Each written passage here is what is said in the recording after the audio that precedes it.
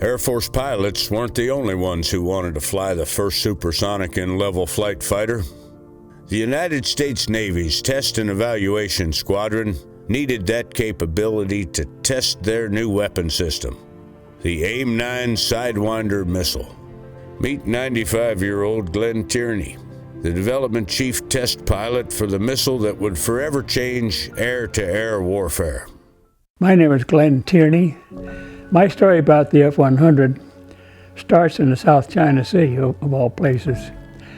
1953, we're facing off against the Chinese MiG-15s across the Formosa Straits, and I'm flying a little Navy subsonic fighter, and we almost tangled with them. Then suddenly, I get a set of orders which I wanted back to the Navy Weapons Center at China Lake, which was great. So I go back there, and I'm assigned as chief test pilot on a new missile called Sidewinder, which I didn't even know we had one at the time, but I knew we needed one.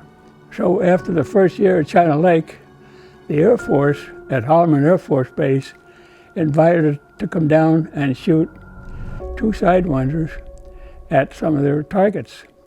So my buddy and I take our tired old beat up subsonic fighters down there, and with 2 missiles we shoot down 2 QF-80 drones, which had never happened.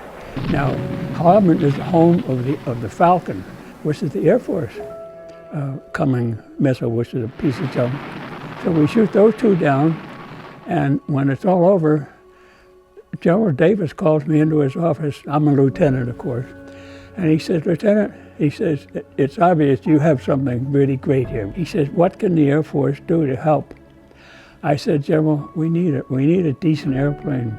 We've got to get above 50,000 feet. We got to get past Mach 1, and the Navy won't give me any decent airplanes."